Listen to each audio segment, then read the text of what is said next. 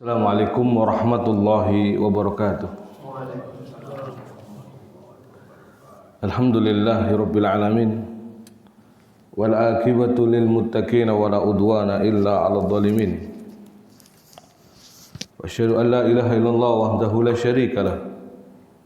Ilahul awwalina wal akhirin. Wa asyhadu anna Muhammadan 'abduhu wa rasuluhul amin. Nabiyina Muhammadin sallallahu alaihi wasallam. Al-mab'us rahmatan lil alamin wa huwal imamul anbiya wal mursalin wa ala alihi at-tahirin at-tayyibin wa ashabihi ghuril mayamin wa man tabi'ahum bi ihsanin ila yaumiddin. Amma ba'd. Masyarul muslimin, jamaah sekalian yang dirahmati Allah Subhanahu wa taala, ikhwan fiddin wal akhwat fillah, hadirin rahimanallahu wa iyyakum. Alhamdulillah, kita bersyukur pada Allah Subhanahu wa taala di pagi hari ini, meski dengan turunnya hujan, tapi kita masih dimudahkan oleh Allah Subhanahu wa taala untuk kembali beraktivitas, khususnya di sini adalah menghadiri majelis ilmu, meniti jalan menuju surga Allah Subhanahu wa taala dengan metode dan cara yang termudah. Sahalallahu lahu bihi tariqan ilal jannah. Allah mudahkan baginya jalan menuju surga, ya, melalui jalan yang termudah. Maka naskurullah subhanahu wa ta'ala, kita bersyukur kepada Allah subhanahu wa ta'ala atas karunia besar ini, ya. Mungkin sebagian tempat tergenang air, ya, banjir mungkin, ya, tetapi Allah Subhanahu wa taala semoga menjadikan hujan ini hujan yang barakah, ya Allahumma shayyiban nafi'ah. Kemudian salawat dan salam semoga senantiasa tercurahkan atas junjungan Nabi kita yang mulia Nabi Muhammad sallallahu alaihi wasallam serta para sahabatnya, keluarganya dan juga seluruh pengikut beliau sallallahu alaihi wasallam hingga hari kiamat kelak. Jamaah sekalian, hadirin ikhwan fiddin wal akhwat fil azanillahu wa iyyakum. Kita masuk di bab 20, ya. Yaitu aklu amwalin nas bil batil, memakan harta orang lain dengan cara batil. Termasuk dosa besar yang kategorikannya adalah kabair, ya. Kabiratun minal kabair, yaitu dosa besar dari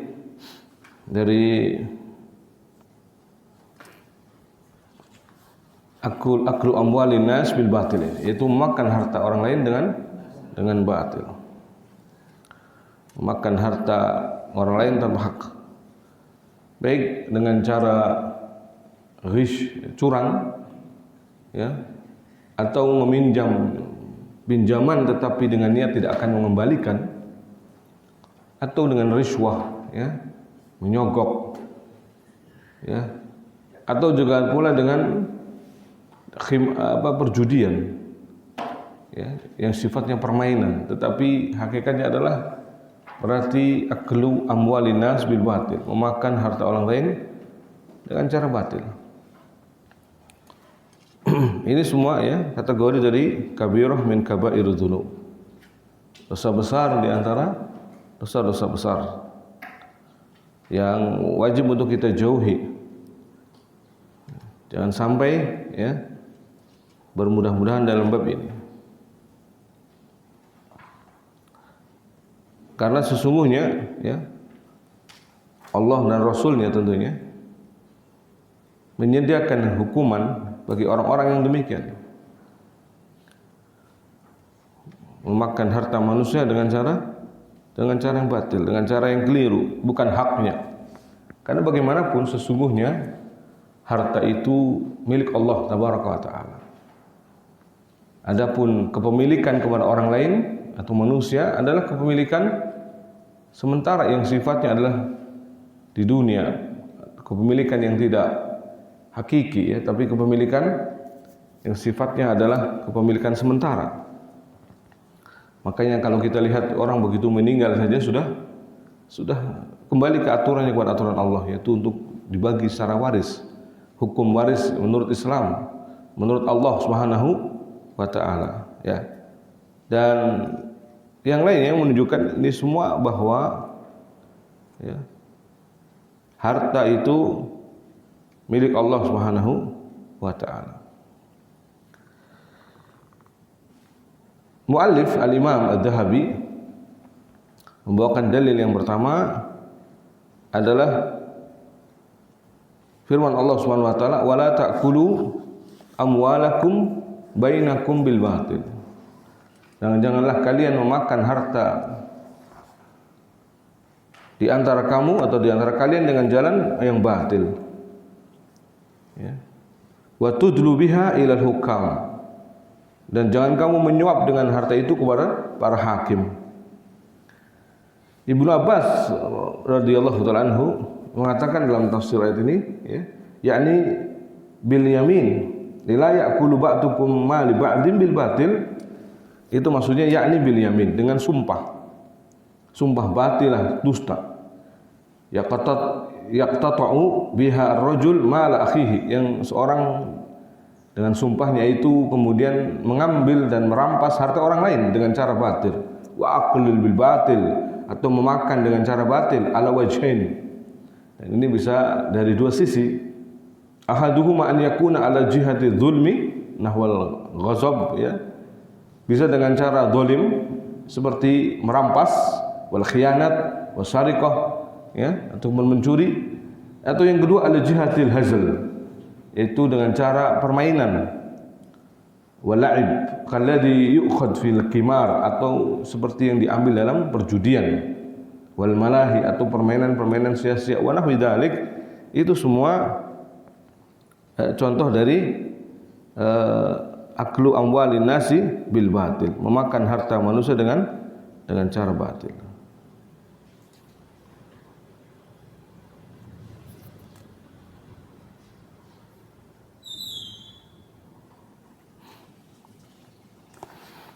Dan mu'alif rahimahullah taala di sini ya, membawakan dalil yang berkaitan dengan yang sangat jelas, ya. Firman Allah SWT surat Al-Baqarah 188 ini.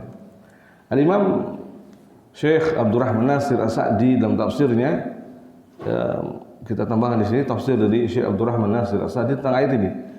Kata beliau mengatakan, wala ta'khudhu amwalakum amwala ghairikum, ya. Jangan kalian mengambil harta kalian, dan di sini maksudnya adalah ai amwal ghairikum, yaitu memakan harta selain kalian. Adhafaha ilaihim li'annahu yanbaghi lil muslim an yuhibba li akhihi ma yuhibbu li nafsihi. Disandarkan kepada mereka, ya, seolah-olah kok kalimatnya sesama kalian gitu. Wala ta'kulu amwalakum, harta kalian. Karena sesungguhnya harta yang dimiliki oleh saudara kita muslim harus kita jaga juga. Ya, tidak boleh kita ambil seenaknya sendiri. Karena kita mencintai sesama muslim, saudara kita sesama muslim seperti mencintai saudara kita sendiri atau mencintai diri kita sendiri. La yuhibbul mar'u yajibu atau yuhibbu li akhihi ma yuhibbu li nafsihi. Seorang muslim hendaknya mencintai saudaranya sebagaimana mencintai untuk dirinya sendiri. Bagaimana dalam hadis yang sahih, Nabi sallallahu alaihi wasallam mengatakan, la yu'minu ahadukum hatta yuhibba li akhihi ma yuhibbu li nafsihi. Tidak beriman salah seorang di antara kalian sampai menjadikan, ya, sampai menjadikan atau sampai mencintai saudaranya seperti mencintai dirinya sendiri. Lalu Syekh menambahkan, wa yahtarimu malahu kama yahtarimu malahu. Maka dia pun hendaknya memuliakan, menghormati harta milik orang lain seperti menghormati harta miliknya sendiri. Wa li anna aqlahu lima li ghairihi yujarri'u ghairahu ala aqli malihi 'indal qudrah. Karena ada konsekuensi lain, kata beliau, yaitu ketika memakan harta orang lain, ya, atau berani memakan harta orang lain, ini menimbulkan keberanian yang lain, yaitu untuk memakan harta orang lain dengan, apalagi kalau mampu untuk melakukan kejahatan, mampu untuk melakukan merampasan dan seterusnya. ya, melampung untuk melakukan perbuatan yang istilahnya melawan hukum, ya. Walima kana akluha nau'an bil haqq wa nau'an bil batil wa kana al muharram inma huwa akluha bil batil. Dan kita tahu memakan harta orang lain ini kan ada dua hal, dengan cara hak atau dengan cara yang batil. Dan yang diharamkan di sini maksudnya yang cara batil. Qayyadahu ta'ala bidzalik, ya, wa yadkhulu fi dzalika akluha ala wajhil ghasab was sariqah wal khiyanah wa fi wadi'atin aw 'ariyah aw nahwi dzalik. Allah Subhanahu wa taala membatasinya di sini dengan kalimat batil, ya. Jadi yang diharamkan itu yang batil, dengan cara yang batil. Ada cara yang hak boleh, pemberian hadiah dan seterusnya. Ya. Tapi kalau menipu manusia juga sama, meskipun kelihatannya seolah-olah agar memberi, tapi menipu manusia. Atau minjem, niatnya baik, pinjaman akad yang dibolehkan, tetapi niatnya tidak mengembalikan. Berarti aklu amwalin nas bil batil, memakan harta orang lain dengan cara batil. Maka disebutkan di sini beberapa contoh seperti merampas, mencuri, berkhianat, ya. Khianat termasuk khianat, ya. Orang yang tadi pinjam tapi enggak meniat mengembalikan, khianat. Atau dalam wadiah pinjaman atau ariyah, ya, sewa menyewa, wa nahwi dzalik, ya. Atau mengambilnya akhduha ala wajhin al-muawadah, saling tukar menukar, ya. Tapi muawadah muharramah, tukar menukar dengan haramkan, ya. Ka'ukudi riba, seperti akad-akad riba, wal qimar kulliha, dan juga perjudian secara seluruhnya. Jadi artinya judi dalam bentuk apapun tetap adalah diharamkan, ya. Fa innaha, ini semua min aklil malil bil batil, adalah bentuk makan harta orang lain dengan cara batil. Di annahu laisa fi muqabalati iwadin mubah, karena hakikatnya adalah bukan dalam hal tukar menukar yang dibolehkan, ya, dalam hal yang dibolehkan. Wa yadkhul fi dzalika akhduha bisabab ghish fil bai' wasyira', ya. Ini masuk juga kategori ini adalah curang dalam jual beli. Curang dalam jual beli, ya, wal ijarah atau sewa menyewa, wa nahwiha, ya. Atau bahkan kategorinya adalah memperkerjakan orang tapi diundur-undur gajinya. Ini termasuk makan harta orang lain dengan cara batil, karena hak orang yang harusnya diberikan kemudian diundur itu mengalami tempo ini menunjukkan, ya, ada hari di mana dia harusnya menggunakan uangnya tidak bisa karena masih tertahan. Maka ini termasuk berarti dimakan dengan cara batil, ya. Atau juga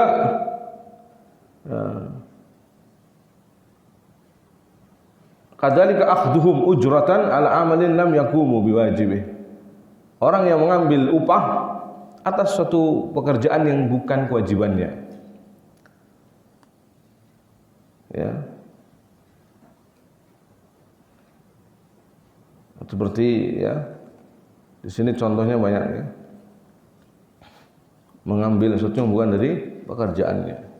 Wa yadkhul fi dzalika akhdul ujrah 'ala al-ibadat wal qurbat allati la tasihu hatta yaqsud biha wajhullah ta'ala. Mengambil, ya, istilahnya upah atas ibadah atau amal-amal yang mendekatkan diri kepada Allah Subhanahu wa taala. Ini tidak sah sampai maksudnya adalah mengharap wajah Allah Subhanahu wa taala. Sekalipun dalam mengambil zakat, ya, sedekah yang bukan haknya juga termasuk akhdhu amwal bil batil. Jadi yang bukan haknya, ya, lalu kemudian dia mengambilnya, ya, termasuk dalam hal. Termasuk juga wasiyat, dalam wasiat. Ya. Artinya yang bukan haknya, sebenarnya tidak diwasiatkan tapi kemudian dia menganggapnya atau membuat seolah-olah ada wasiat, ini sudah aklu malinasi bil batil, ya. Atau yang lainnya. Nah, ini contoh-contoh saja disebutkan oleh Syekh Abdurrahman Nasir As-Sa'di rahimahullah taala. Kemudian di sini ada contoh yang lain bahkan ya. Kalau kita lihat tadi seperti apa?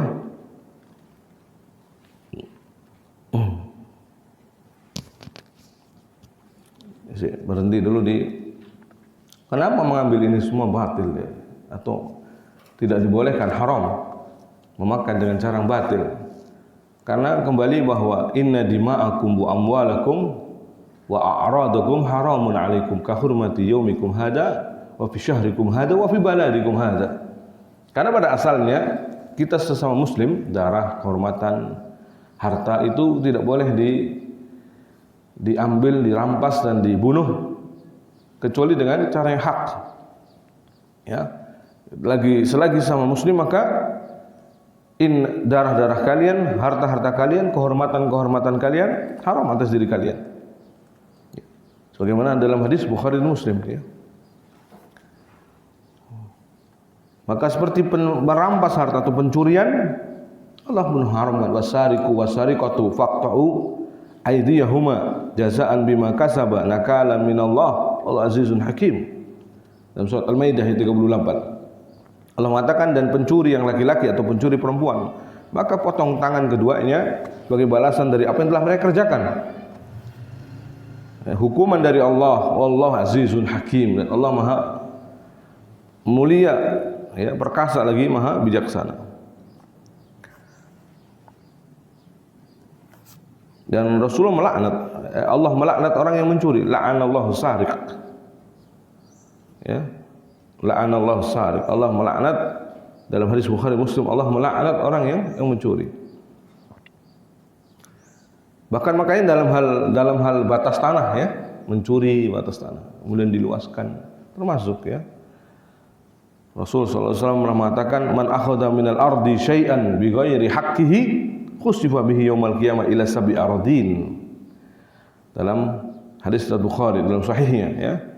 Nabi mengatakan barang siapa yang mengambil tanah ya, meski syai'an sedikit bighairi haqqihi, yang bukan haknya, maka dia akan dibenamkan di hari kiamat sampai sab'i aradin, atau dalam riwayat lain tuwiqa, artinya akan dibebankan sampai 7 lapis bumi. Sab'il aradin ya, rawahu Bukhari. Bagaimana dalam hadis riwayat Muslim ya. Dalam Muslim menggunakan lafaz yang lainnya. La'anallah man ghayyara manaral ard. Allah melaknat orang yang merubah batas tanah. Ya. Aklu malil ya, aklu mal bil batil, aklu malil nas bil batil, di antara juga riswah ya. Allah mengatakan Rasul sallallahu alaihi wasallam mengatakan la'ana Rasul sallallahu alaihi wasallam ar-rashi wal murtashi. Rasul melaknat orang yang menyuap dan yang disuap. Itu lafaz dari Abdullah bin Amr. Kalau lafaz dari riwayat yang lainnya, yang dilaknat itu adalah yang melaknat Allah, laknatullah ala rashi wal murtashi. Jadi rashi yang menyuap dan yang disuap ini dua-duanya dilaknat oleh Allah dan Rasulnya, berarti ya. Menguatkan lafaz ini berarti dilaknat oleh Allah dan Rasulnya.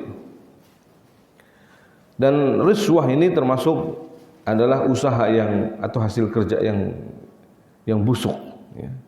Hasil kerja yang busuk.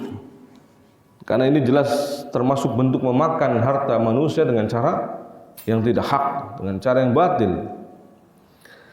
Busuknya ini karena apa? Menolong orang lain atas permusuhan, juga telah menghinakan kemuliaan manusia.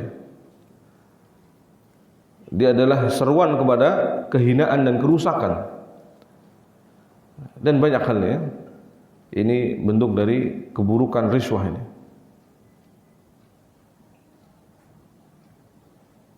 Maka dilaknat oleh Allah dan Rasulnya sallallahu alaihi wasallam. Demikian pula ghis tadi sudah disebutkan oleh Syekh Abdul Rahman Nasir, bentuknya curang, ya. Curang dalam jual beli. Ya. Memang benar ada orang yang memang untuk melariskan dagangannya dengan kadzib, ya, dengan dusta. Maka Rasul SAW pernah bersabda dalam sabdanya, salasun atau salah satun la yukallimuhullah yaumal qiyamah. Ada 3 golongan yang Allah Subhanahu wa taala tidak mengajak bicara mereka di hari kiamat. Al-Mannan alladzi la yu'ti syai'an illa mannahu. Orang yang suka mengungkit pemberian, tidaklah dia memberi sesuatu kecuali akan diungkit-ungkit.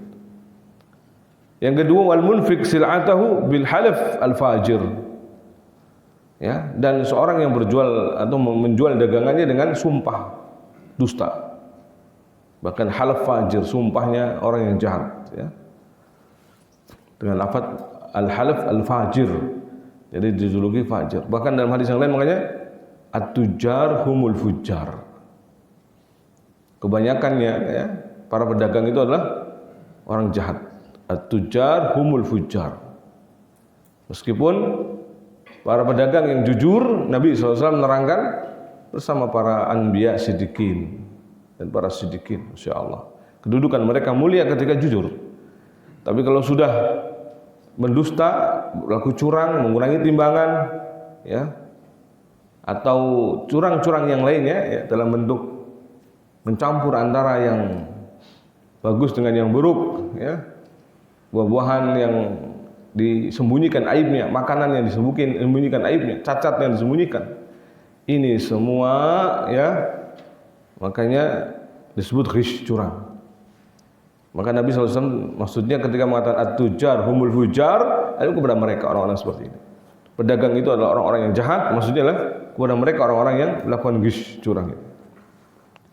Dan golongan yang ketiga yang tadi dikatakan Nabi tidak akan diajak bicara oleh Allah Subhanahu wa taala adalah al-musbil izarahu, orang yang melampaui mata kaki panjang sarungnya, ya. Hadis riwayat Muslim dari Abu Dzar. Al-musbil izarahu. Jadi ini juga termasuk hadis yang menguatkan tentang haramnya isbal, ya. Jadi isbal itu haram bukan karena sombong saja, tapi ada 2. Baik karena sombong dan yang kedua yang isbal itu sendiri. Isbal itu sendiri haram. Ya, di sini lafadznya umum. Wal musbil izarhu, yakni tidak disebutkan illat, alasannya. Ya, tidak disebutkan alasannya karena sombong, tidak. Hanya mengatakan wal musbil izarhu, yaitu yang musbil atau yang isbal sarungnya isbal. Apa itu isbal? Yang panjangnya menjulur melebihi mata kaki bagi laki-laki, ya. Dan dalam hadis yang sahih yang lainnya Nabi jelas mengatakan yakum wal isbal fa innahu minal makhillah. Jauhi oleh kalian yang namanya isbal, memanjangkan celana, sarung, jubah di bawah mata kaki. Karena apa? Fa innahu minal makhillah. Karena ini termasuk kategori kesombongan. Ya, jadi isbal itu sendiri adalah bentuk kesombongan. Jadi nggak perlu dikomentari atau perlu istilahnya ngeles, ya, nggak perlu ngeles. Ini kan nggak penting, nggak sombong. Lah justru kesombongan itu bentuknya isbal itu sendiri. Karena Nabi mengatakan apa? Yakum wal isbal fa innahu minal makhillah. Mau lari kemana? Mau lari kemana? Logika. Yang penting kan nggak sombong. Logika antum mentok dengan hadis ini. Karena Nabi SAW mengatakan apa? Fa innahu minal makhillah. Karena isbal itu termasuk bentuk kesombongan. Dan pedagang yang curang tadi terancam dengan firman Allah SWT, wailul lil mutaffifin, celakalah orang-orang yang berlaku curang, alladzina idza qalu 'alan nas yastawfun wa idza kaluhum aw wazanuhum yukhsirun. Kalau apa istilahnya, minta timbangan orang lain mintanya sempurna. Sebagai pembeli dia mintanya sempurna, tapi giliran jadi pedagang dikurangi, ya. Nah, dan jadi bentuk his itu tidak melulu pada mengurangi timbangan saja. Sudah kita katakan tadi, menutupi aib dari dagangan yang dijualnya, ya. Yang busuk padahal tapi ditutupi biar nggak kelihatan, ya. Maka ini kebanyakan pedagang kita memang tidak punya rasa takut kepada Allah Subhanahu wa taala sedikit pun. Yang penting untung, yang penting bisa ambil banyak fulus. Antum lihat di Saudi jualan semangka itu dibuka dulu, merah nggak merah baru, kalau nggak merah ganti. Kenapa? Itulah kejujuran. Bukan karena ini Saudinya, bukan, karena mereka orang-orang yang tahu ilmu ya, tahu etika jual beli, tahu adab bagaimana berjual beli. Makanya mereka berani, resikonya meskipun nanti pembelinya tidak jadi beli, tidak masalah. Ya, Allah akan datangkan pembeli yang lain, Allah gerakan, tetap pasti rezeki tidak akan ketukar. Ya, kalau orang kita mungkin nggak mau, khawatir rugi karena kalau sudah kebelah, apalagi ternyata putih. Semangka kita kan banyak kan nggak jelas, nggak merah. Ya, cara nanam yang keliru mungkin, atau banyaknya turun hujan katanya, sehingga kualitas manisnya beda. Ya. Sehingga akhirnya nggak berani dia, rugi kalau dibongkar aslinya ketahuan. Padahal ya harus transparan, harus segala sesuatu harus transparan. Ada juga yang masang tulisan tuh, bila didatangi, maksudnya itu yang jelek-jelek. Meskipun ini ma'ruf ya, kalau nggak ma'ruf mungkin ini ada gisdis dalamnya. Ya, meskipun ini juga bentuk kecurangan, harusnya nampak saja sih, nggak perlu dibeda-bedakan. Ini harga, ini harga. Ya. Paling aman mungkin supermarket ya, jelas. Ya. Semakin yang mengamalkan sesuai dengan Islam, orang pun nyaman. Ada harganya, barangnya bisa kita lihat, juga bolak-balik. Ya. Nah, sudah dibahas sebelumnya bahkan ya, termasuk aklu amwali nas bil batil itu makan harta anak yatim pula, makan harta anak yatim. Allah mengatakan innal ladzina ya'kuluna amwalal yatama dzulman innama ya'kuluna fi butunihim naron wa sayaslawna sa'ira. An-Nisa ayat 10. Dalam surat An-Nisa ayat 10 Allah mengatakan sesungguhnya orang-orang yang memakan harta anak yatim dengan cara zalim, berarti bukan dengan cara hak, bukan dengan cara yang benar ya, tapi mendolimi mereka karena seharusnya jatah mereka tapi diembat juga ya, sebagai pengurus tapi memakannya mungkin lebih besar dari mereka, tidak menggunakan porsi yang benar. Maka innama yaquluna fi butunihim nar, sesungguhnya apa yang dia makan itu, apa yang mereka makan ini, dia telah memakannya di perut mereka di api neraka ya. Wa sayaslawna sa'ira, dan mereka pasti akan memasuki neraka sa'ir. Maka di sini dikatakan oleh ulama kita, maka wajib bagi kita untuk barang siapa yang memang dikasih amanah untuk apa istilahnya, mengurusi harta yatim, untuk an yadfa ilaihi ma lahu kamil, untuk mengembalikannya totalitas tanpa mengambil haknya. Ya, ketika mereka sudah baligh, sudah mengerti bagaimana mengelola harta, rusyud, dalam bahasa Arabnya rusyud. Rusyud itu sudah mampu untuk mengelola harta. Ya, jadi bukan hanya baligh saja, tapi dibutuhkan juga rusyud. Ya. Ya. Nah, bagaimana Allah katakan wabtalu al-yatama hatta idza balagu nikah fa in anastum minhum rusda, ada kalimat rusda ya, sudah bisa mengelola harta, fadfa'u ilaihim, kalau sudah mereka bisa rusyd dalam mengelola harta, maka fadfa'u ilaihim amwalahum, kembalikan harta mereka, wala taqulu israfa wa bidaran ayyakbaru ya. Atau Allah katakan dengan jelas bahkan wa atul yatama amwalahum, dan kembalikan harta anak yatim itu harta mereka, wala tatabaddalul khabisa bit-thayyib wala ta'kulu amwalahum ila amwalikum, jangan sampai tumpang tindih memakan harta mereka dan menganggapnya harta kalian, atau dicampur adukan ya. Nah, jadi juga disebutkan tentang pekerja ya, memperkerjakan orang tapi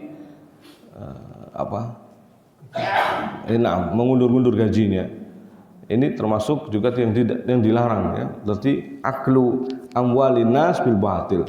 Memakan harta orang lain dengan cara batil. Ya.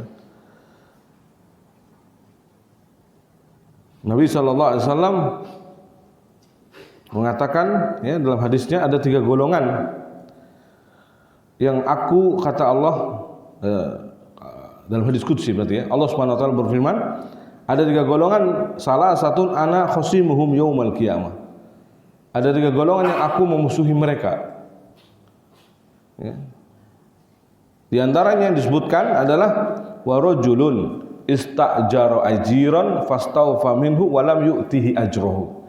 Yaitu seorang yang mempekerjakan orang lain, sudah selesai pekerjaannya tapi belum diberi upahnya. Ya.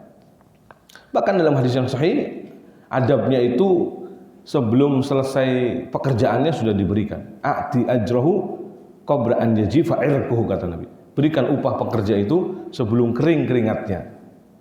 Ya. A'ti ajrahu atil ajira ajrahu qabla an yajifa irquhu. A'ti al ajira ajrahu qabla an yajifa irquhu. Berikan upah pegawai itu sebelum kering keringatnya.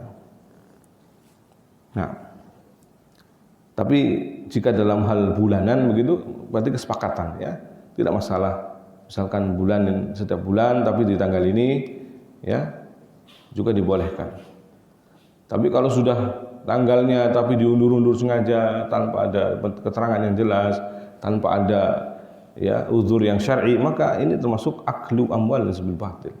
Karena mengundurnya adalah bisa jadi orang yang sudah punya hutang di tempat lain harus segera bayar, ya, jadi jatuh pula dia muruahnya, wibawanya di hadapan ikhwahnya, saudaranya yang lainnya, atau pos-pos lain yang harusnya ditutup segera bisa ditutup karena diundur tadi. Jadi banyak madorotnya, sehingga wajar kalau kemudian Islam pun sebenarnya lebih tahu Allah SWT lebih tahu ya apa yang menjadi urusan hambanya, sehingga mengatur segalanya.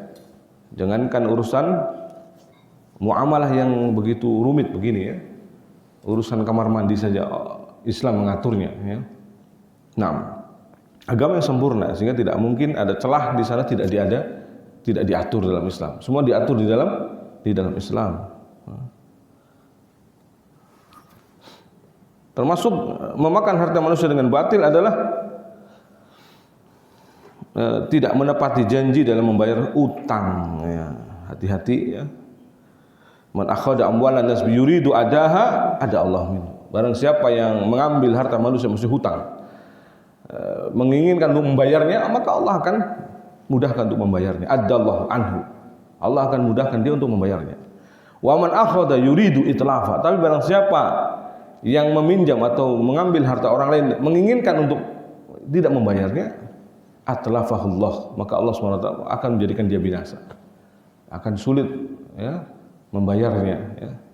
Hadis riwayat Bukhari dari sahabat yang mulia Abu Hurairah radhiyallahu anhu ya.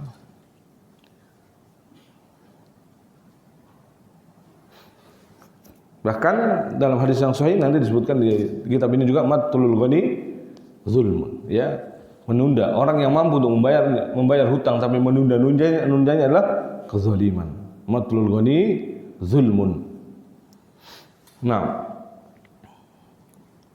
dan yang lainnya ya, secara umum banyak sekali sebenarnya yang termasuk yang suka minta-minta padahal dia tidak butuh. Maksudnya tidak membutuhkan, mendesak, suka minta-minta ya.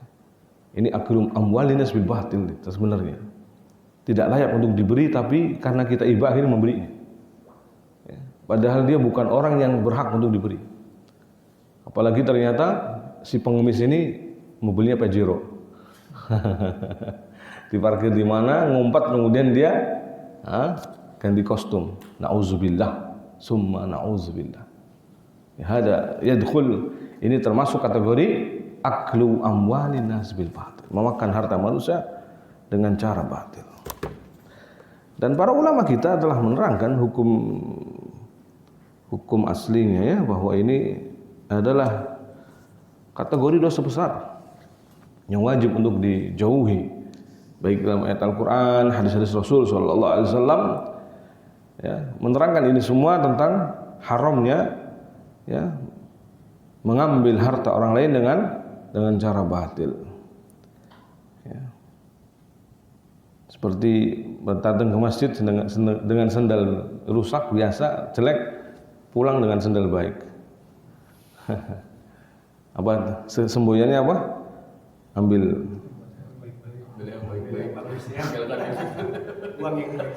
buang buruknya, ambil baiknya. Maling sandal, ya. Beragama tidak boleh seperti maling sandal. Ya. Menuntut ilmu harus kepada orang yang benar, artinya diketahui keilmuannya, bukan sekedar, ya, karena kebenaran dari siapapun maka kita harus mengambil dari siapapun, tidak, ya. Ini kaidah ya maling sendal tadi. Ambil baiknya, buang buruknya.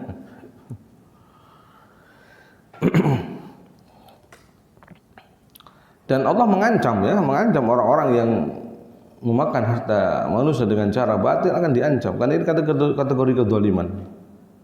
Ya. Baik.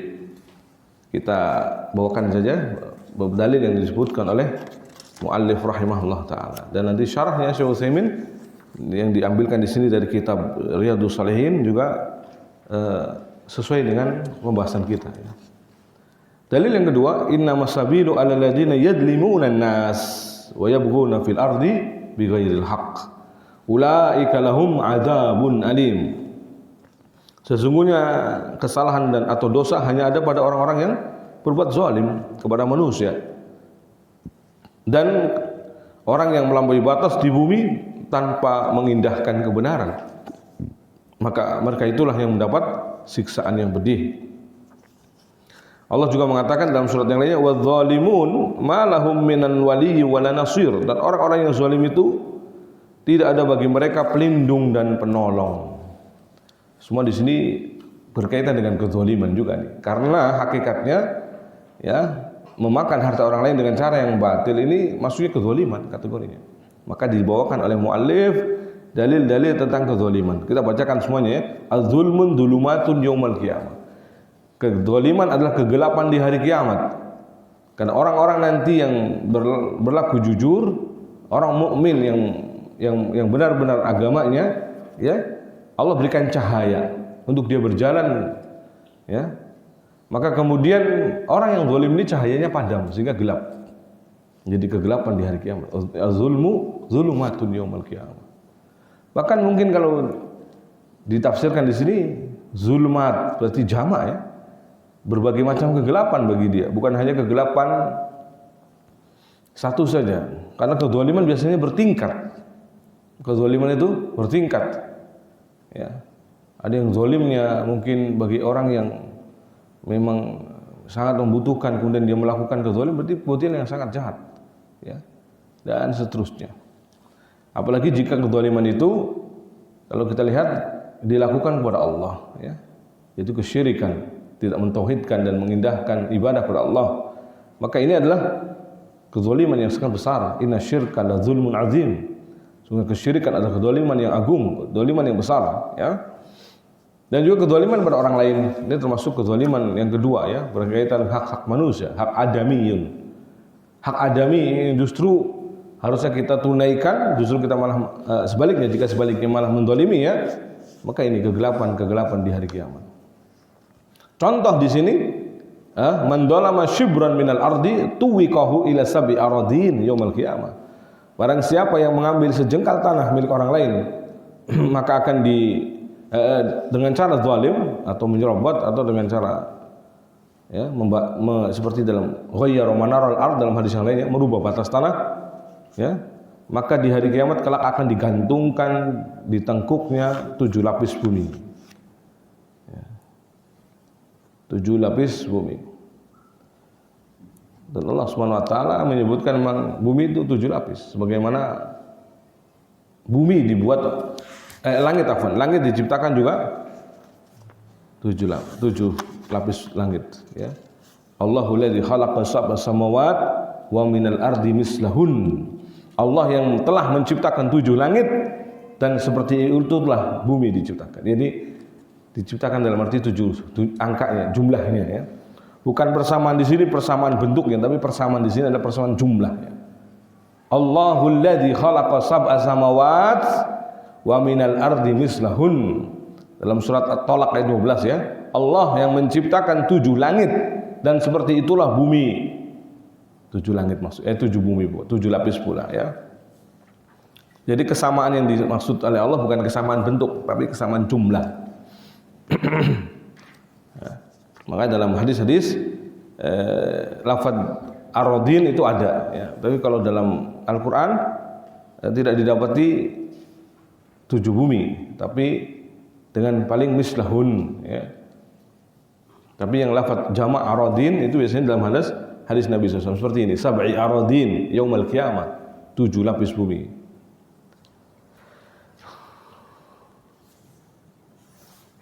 Syekh Utsaimin rahimahullah taala tentang kezaliman ini beliau mengatakan, ketahuilah bahwa kezaliman adalah bentuk pengurangan. Ya, berarti mengurangi. Allah mengatakan kiltal jannataini atat ukulaha wa lam tadlim minhu syai'a.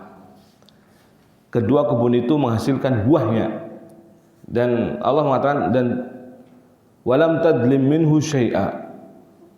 Kebun itu tidak berkurang buahnya sedikit pun. Jadi dolim di sini diartikan berkurang. Jadi kalau literalnya harusnya walam tadlim minhu syai'a, harusnya kebun itu tidak mendolimi sedikit pun. Tapi di sini diartikan apa? Tidak berkurang. Ya. Jadi zalim itu hakikatnya artinya berkurang pula. Ketika seorang mengurangi hak itu zalim. Maksudnya di sini tidak ada yang berkurang sedikit pun kan, padahal. Nah, bentuk kekurangan yang bisa dikarenakan terlalu berani melakukan sebuah perbuatan yang tidak diperbolehkan terhadap orang lain atau melalaikan kewajiban yang telah diwajibkan kepadanya, ya, maka ini adalah bentuk kezaliman. Dan bentuk kezaliman selalu berkisar dalam perkara ini antara apa tadi? Dua ya. Terlalu berani melakukan sebuah perbuatan yang tidak diperbolehkan. Yang kedua apa? Melalaikan kewajiban yang telah diwajibkannya. Ini bentuk kezaliman pada dua ini. Ada kalanya meninggalkan kewajiban, ada kalanya terlalu berani melakukan perbuatan yang diharamkan. Dan kezaliman itu ada dua yang berkaitan dengan hak Allah, hak manusia. Bahkan kalau disebutkan juga 3 ya, seorang zalim terhadap dirinya sendiri. Kezaliman yang terjadi dengan seorang dengan dirinya sendiri. Nah, kita lihat dari 2 versi ini saja sudah cukup. Sedangkan bentuk kezaliman yang paling besar adalah kezaliman dengan Allah, yang berhubungan dengan hak Allah, ya. Tauhid, yaitu dengan dia menyekutukannya dengan sesuatu apapun. Maka ini syirik. Ini sudah sering kita bahas ya. Jadi dakwah kita ahlu sunnah adalah selalu mendahulukan di atas tauhid. Ya, karena Rasul SAW juga para anbiya yang lainnya, para rasul yang lainnya selalu mengedepankan dalam dakwahnya tauhid. Tidak boleh istilahnya mengesampingkan, selalu mengutamakan tauhid. Maka dalam kajian pembahasan apapun selalu disertakan dengan mengkaitkan dengan pembahasan tauhid. Dan aklu amwalin nas bil batil ini kalau kita lihat juga sebenarnya khalal dalam tauhidnya. Ketika orang keliru dan salah, ada penyimpangan dalam tauhidnya. Ya, kalau memang dia takut pada Allah, kenapa dia berani menerjang yang bukan haknya, mengambil hak orang lain, memakan harta orang lain tanpa hak? Ya, ini kan berarti sebenarnya sedikitnya rasa takut kepada Allah Subhanahu wa Ta'ala. Sedikitnya rasa takut kepada Allah Subhanahu wa Ta'ala. Maka dalam sebuah makalah ya, yang ditulis oleh Syekh Ahmad Imari ya, itu ketika menyebutkan subulul wiqayah, beberapa jarak, beberapa usaha kiat untuk menjauhi yang namanya aklu amwali nas bil batil ini, memakan harta manusia tanpa hak ini ya, di antaranya adalah tarbiyatun nafs alal khauf minallah, yaitu jiwa perlu dilatih, perlu dididik agar tebal rasa takutnya pada Allah Subhanahu wa Ta'ala. Ini dia faktornya. Faktornya adalah tipisnya rasa takut sehingga menjadikan seorang lancang dan berani mengambil hak Allah, hak manusia, ya, subhanahu atau yang berkaitan dengan hak Allah, apalagi ya tauhid subhanahu wa ta'ala. Nah, atau yang kedua tajaril halal wal istighna anil haram. Di antara sebab yang lain adalah taharril halal. Harusnya kalau ingin tidak terjatuh dalam perkara ini adalah berusaha untuk makan yang halal, menjauhi yang haram, mencukupkan diri dari yang haram. Allahumma, apa doanya? Allahumma kfini bi halalika an haramik wa aghnini bi fadlika amman siwa. Ini doa agar bayar utang padahal. Tapi pun berusaha mencari bayar utangnya dengan cara yang halal. Allahumma kfini, ya Allah cukupkan aku dengan halal darimu. Allahumma kfini bi halalika, dengan halal darimu. Wa aghnini bi fadlika, dan cukupkan, penuhi, puaskan, aghnini, puaskan aku ya Allah dengan karuniamu, amman siwak, daripada yang selain kamu. Ya.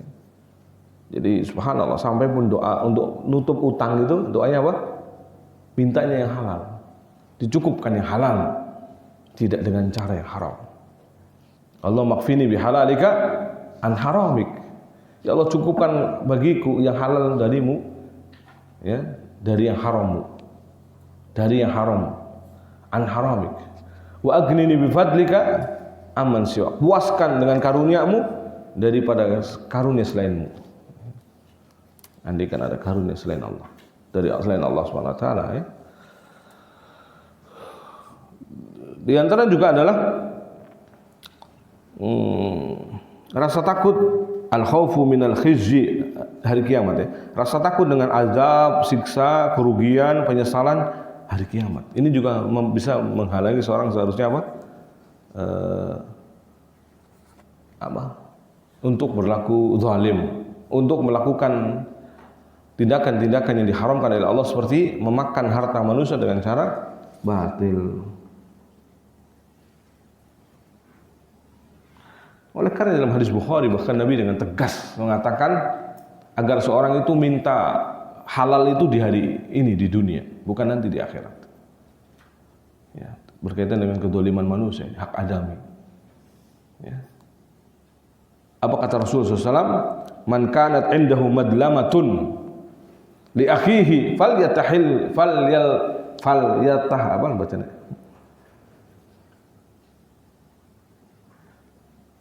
Falyahtahlilhu minha, maka hendaknya dia minta halal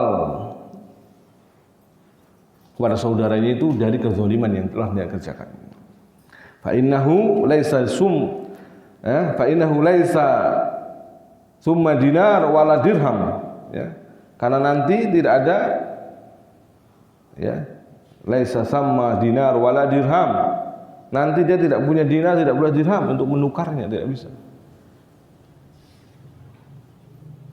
Atau min qabli an yu'khadha li akhihi min hasanati, sebelum nanti diambil kebaikannya kepada saudaranya. Fa in lam yakun lahu hasanat ukhidha min sayyi'at akhi faturihat alaih. Kalau dia enggak punya kebaikan, ngeri kan? Akhirnya keburukan saudaranya dilemparkan kepadanya. Nauzubillah. Ini dalam hadis Bukhari dari sahabat yang mulia Abu Hurairah radhiyallahu anhu. Ya. 6. Jadi berkaitan dengan hak-hak Allah adalah kezaliman, yaitu syirik dan dosa-dosa lainnya, termasuk juga dosa-dosa maksiat, ya, kepada Allah, termasuk berarti kezaliman kepada Allah.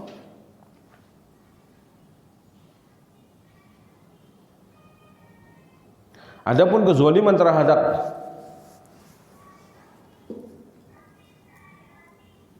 manusia, ya, adalah kezaliman, ini salah kayaknya. Adapun kezaliman terhadap hak Allah Ta'ala, itu kezaliman yang berkisar pada 3 perkara yang dijelaskan oleh Nabi. Ini hak-hak manusia harusnya, hak-hak sesama manusia, ya. Itu yang berkisar pada 3 perkara yang telah dijelaskan oleh Nabi SAW di dalam khutbah Hajjah wa Doa. Karena Nabi mengatakan inna dima'akum, sungguh darah kalian, wa amwalakum, harta kalian, wa a'radakum, kehormatan kalian itu dilindungi, kahurmati yaumikum hada, seperti kemuliaan hari ini. Wa fi syahrikum hada, di bulan ini. Wa fi baladikum hada, dan di negeri ini. Kalau berkaitan dengan darah, harta, kehormatan, berarti hak siapa ini? Manusia, ya. Ini salah, mungkin salah penerjemahan. Ya, mungkin biasanya komputernya yang ngetik sendiri, merubah. Kita ngetiknya apa, kemudian jadi langsung lanjut gitu. Kita baru ngomong nulis hak-hak, udah lanjut sendiri, hak Allah. Nah ini makanya di syarah berikutnya benar ini. Bentuk kezaliman terhadap jiwa atau nyawa adalah kezaliman terhadap darah, pembunuhan. Misalnya seorang melanggar hak orang lain, ya, seperti dengan membunuhnya, melanggar hak hidup maksudnya, hak hidup orang lain, seperti membunuhnya, melukai. Adapun kezaliman terhadap harta, misalnya seperti, ya, melanggar dan menzalimi harta orang lain. Bisa dengan cara tidak menunaikan kewajiban, bisa dengan cara juga menunaikan kewajiban tapi tidak menunaikan kewajiban, itu tidak mau bayar utang, ya. Melakukan perbuatan haram, mencegah seorang yang punya kewajiban, atau dengan melakukan tindakan yang dilarang terhadap harta orang lain. Ya, ini juga termasuk kezaliman, ya.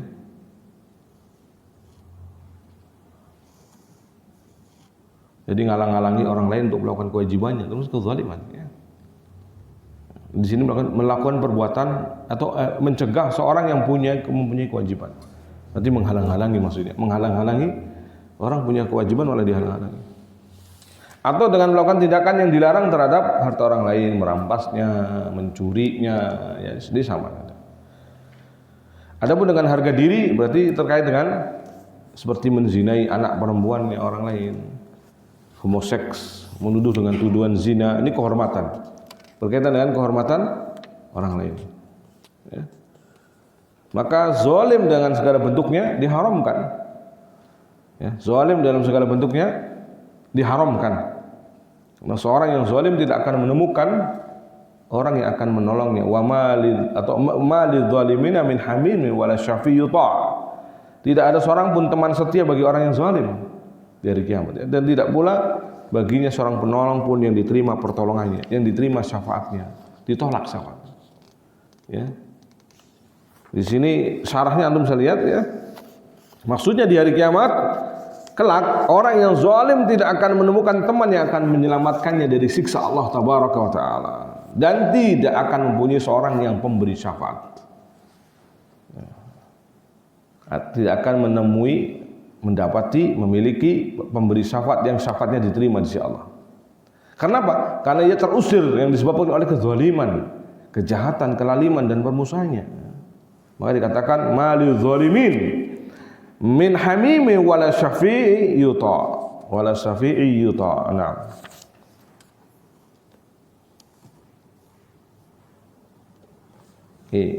Jadi ini syarahnya dipas-paskan aja dengan syarah dari kitab Kabair ini.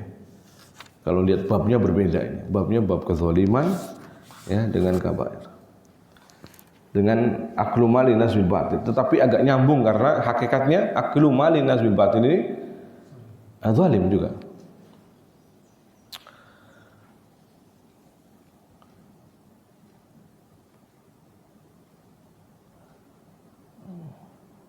Kalau kita lihat berikutnya, ya, lebih cepat di bawah, ya. Di halaman 178 itu yang bawah, betapa banyak orang yang menunda hak orang lain. Misalnya ketika ada seorang datang padanya, yaitu seorang yang mempunyai piutang, wahai fulan bayarlah utangmu, maka ia punya besok. Menagihnya datang lagi, lusa, ya, terus gitu, ya. Ini semua adalah kezaliman, ya. Dan seperti ini akan menjadi kegelapan baginya kelak di hari kiamat. Inna zulma zulumatun yaumal qiyamah, ya. Maka Nabi SAW pernah mengatakan ittaqu syuhha, takutlah kalian dengan sifat kikir. Syuh itu para ulama lebih menerjemahkannya kikir tapi pada dirinya sendiri. Kalau bakhil pada orang lain. Kalau kikir atau syuh itu pada dirinya sendiri, lebih parah lagi. Sama awake dhewe ibaratnya. Kepada dirinya sendiri aja pelit, ya. Ya, tidak mau membeli makan yang enak-enak padahal mampu.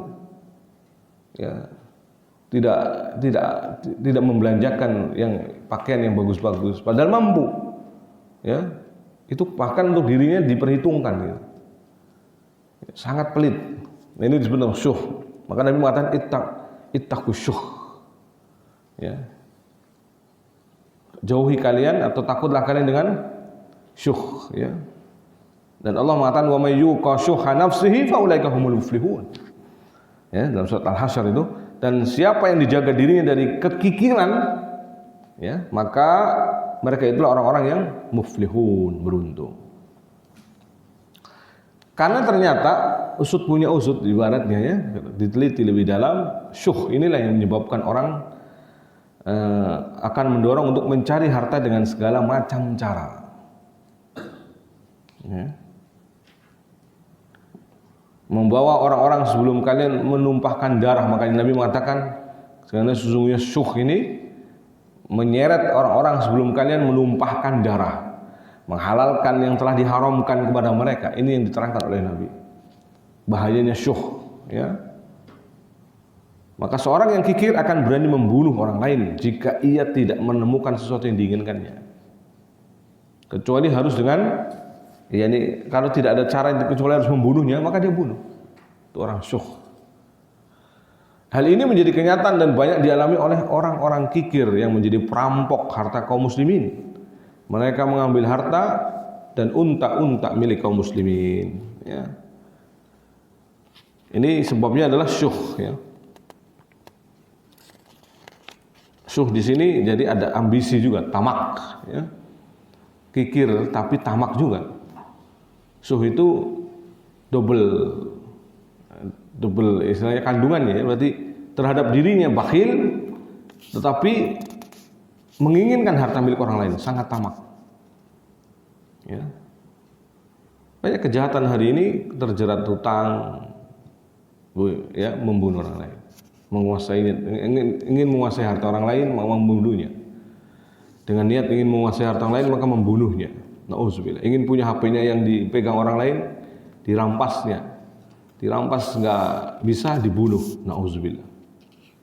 Ya, pembegalan. Ya, seorang udah nggak punya takut lagi. Ya, begal, ya, membegal orang lain karena ingin memiliki tasnya, ingin memiliki HP-nya, ingin memiliki motornya, atau kalah judi kemudian. Ini yang terjadi, kan? Ingin menguasai harta milik orang lain. Nauzubillah, ya. Jadi masalah dibuat sendiri, tapi mau solusinya instan. Judi kan masalah dibuat sendiri, tapi maunya solusinya instan. Padahal judi tidak mendatangkan keberkahan sama sekali. Allah cabut pastinya keberkahan dari orang-orang yang berjudi. Seberapapun nilai besarnya harta mereka, tidak akan ada berkahnya. Ya, hukuman dari Allah Subhanahu wa taala.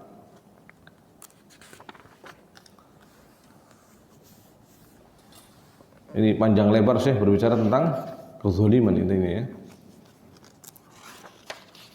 Nah, kemudian hadis yang lainnya juga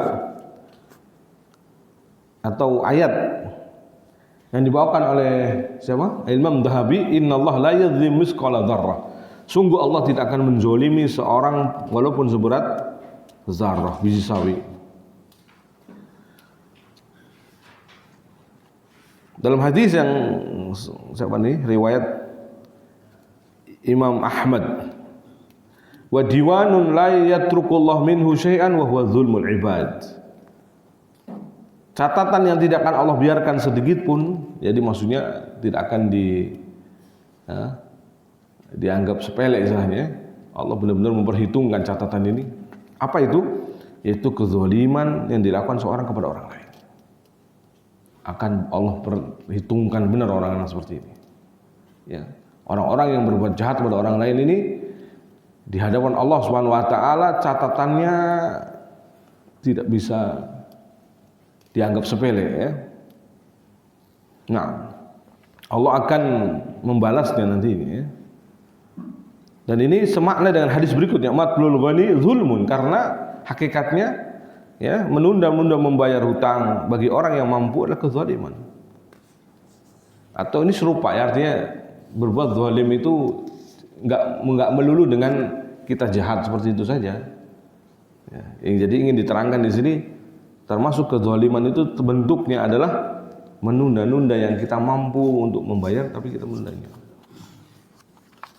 Meskipun orang yang kita pinjami juga orang mampu, maksudnya orang yang piutang, yang memiliki piutang kepada kita, itu juga orang mampu, bos, banyak duit, ya, tapi tidak boleh menzalimi, karena bisa jadi banyak hal ya faktor yang menjadikan kita tidak boleh melakukan seperti itu.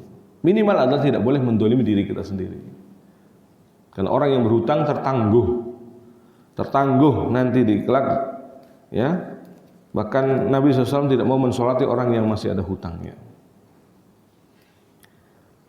Maka bentuk kezaliman yang paling besar di sini dikatakan Syekh Al-Imam Az-Zahabi rahimahullah adalah bersumpah palsu untuk sesuatu yang bukan miliknya. Maka dalam hadis yang diriwayatkan Imam Muslim, hadis sahih, Nabi mengatakan man iqtata'a haqqa mri'in muslimin bi yaminihi faqad aujaballahu lahu nar. Qila ya Rasulullah wa in kana syai'an yasiran qal wa in qadiban min araq. Wow, ngeri ya. Subhanallah. Barang siapa mengambil hak orang lain dengan sumpahnya, demi mengambil harta orang lain, demi biar dapat duit, biar dapat orang pinjaman, pokoknya dia bersumpah palsu demi Allah. Ya. Pokoknya biar mulus jalannya, ya. Biar langgeng urusannya. Dia sampai bersumpah palsu, na'udzubillah. Sampai dia gunakan atas nama Allah dipakai. Ya. Padahal bersumpah itu harusnya dalam hal-hal yang mendesak saja. Dalam hal-hal untuk menguatkan yang mungkin diragukan. Kira-kira sudah nggak perlu diragukan, nggak perlu sumpah. Karena sumpah itu berarti mengagungkan yang menjadi objek sumpah tadi. Dan objeknya di sini lafzul jalal Allah, demi Allah. Maka antum harus mengagungkan yang menjadi objek sumpah tadi. Ya, bukan untuk dimain-mainkan. Bukan untuk kemudian sebagai ngeles, mencari alibi, mencari alasan dalam memuluskan urusan, tidak ya, tetapi memang harus mengagungkan yang jadi objek sumpah kita ini. Demi Allah, maka Allah yang jadi objek sumpah tadi harus kita agungkan, bukan untuk dicampakkan, bukan direndahkan, dihinakan. Ya. Nah, makanya dalam kafarat sumpah ada kafaratnya, ya kan? Al-Maidah ayat 89. Al-Maidah ayat 89. Memberi makan orang miskin 10. Kalau nggak bisa, memberi pakaian 10 orang. Kalau nggak bisa baru, atau bukan nggak bisa, memilih di situ dia. Memberi makan 10 orang miskin atau memberi pakaian, itu pun makanan yang biasa kalian makan, bukan diturunkan kadarnya. Kemudian turun,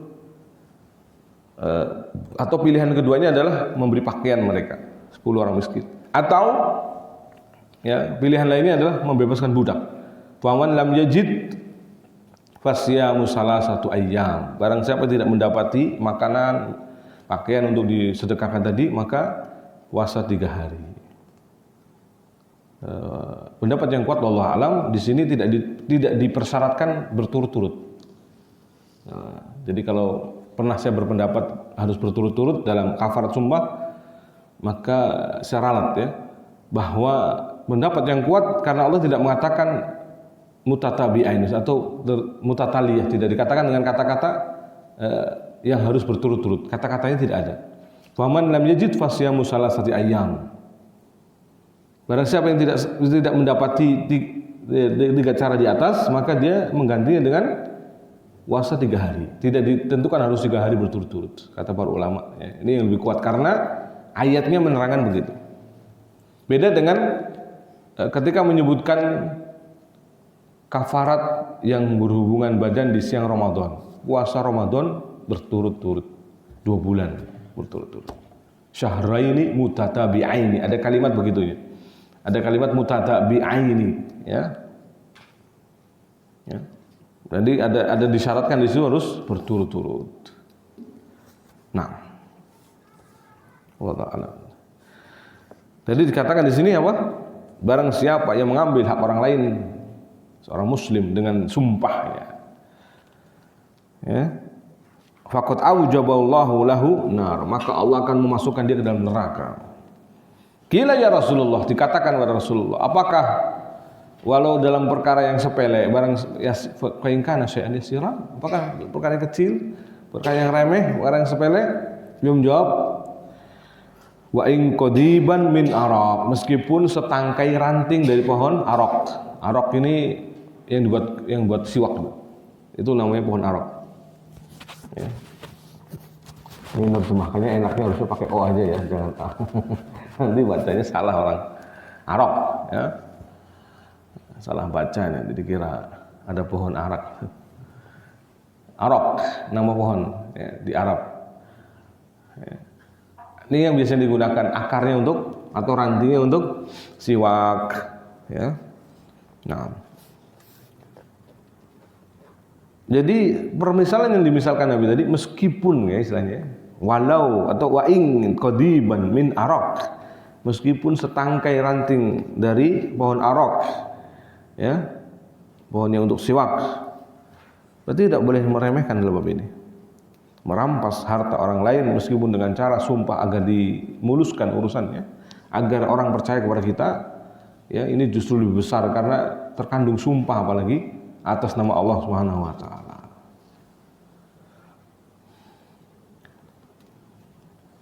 Ini yang dibawakan muallif satu persatu contoh istilahnya, satu persatu contoh. Ini dalam hal merampas tapi dengan sumpah, atau mengambil dengan cara sumpah, untuk melanggengkannya dengan cara sumpah. Kemudian hadis berikutnya tentang ghulul, maksudnya mengambil harta orang lain dengan cara ghulul atau menyembunyikan, maksudnya menyembunyikan yang bukan haknya, maka ini termasuk ghulul, yaitu pengkhianatan atau akan nanti dihadapkan di hari kiamat. Karena dia menyembunyikannya, Allah nampakkan nanti di hari kiamat. Man ista'malnahu minkum alal amalin fakatamna mikhyatan fama fawqahu kana ghululan ya'ti bihi yaumal qiyamah. Barang siapa yang kami pekerjakan di antara kalian untuk satu pekerjaan, kemudian dia menyembunyikan sesuatu meskipun hanya sepotong jarum atau yang lebih mahal dari jarum, ya, maka barang tersebut yang disembunyikannya akan dihadirkan kelak di hari kiamat.